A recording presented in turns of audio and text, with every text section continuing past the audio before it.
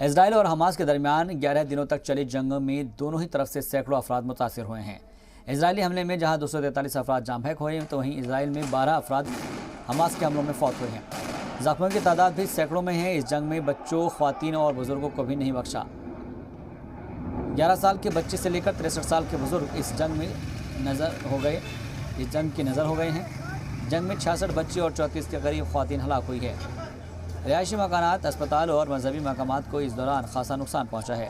फ़लस्तीन में जंग के सबब हज़ारों अफराद बेघर हो गए हैं। अक़वाम मुत्तहिदा की निगरानी में चलने वाले स्कूल कैंपों में 50,000 से ज़्यादा लोग मुक़ीम थे, लेकिन इस वक्त उनकी तादाद आधी से भी कम रह गई है।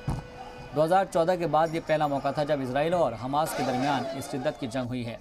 मकामी लोगों ने जंगबंदी का खैर मकदम किया है। उनका मानना है कि सियासी क़यादत, मजबूत क़ुव्वत इरादी और आलमी बिरादरी के ताउन के इलाके में दायमी अमन कायम किया जा सकता है। סיימתי לשטוף את הבית, אמרתי לו, טוב, אני אתקלח, אני אסיים מה שיש, כל הארגונים האחרונים לקראת שבת, וזהו, וכאילו נכנסתי להתקלח. הוא אמר לי, תתכופפי שם, מקסימום אם יהיה צבע אדום, וכבר מה יכול להיות. ואותו שנייה שכאילו רק שמתי אפילו את השמפו על הראש, לא הספקתי אפילו לשטוף אותו, כבר אזעקה. איך שהתחילה האזעקה, כאילו רצתי ישר לכיוון הסלון, לא הספקתי אפילו להגיע לחדר.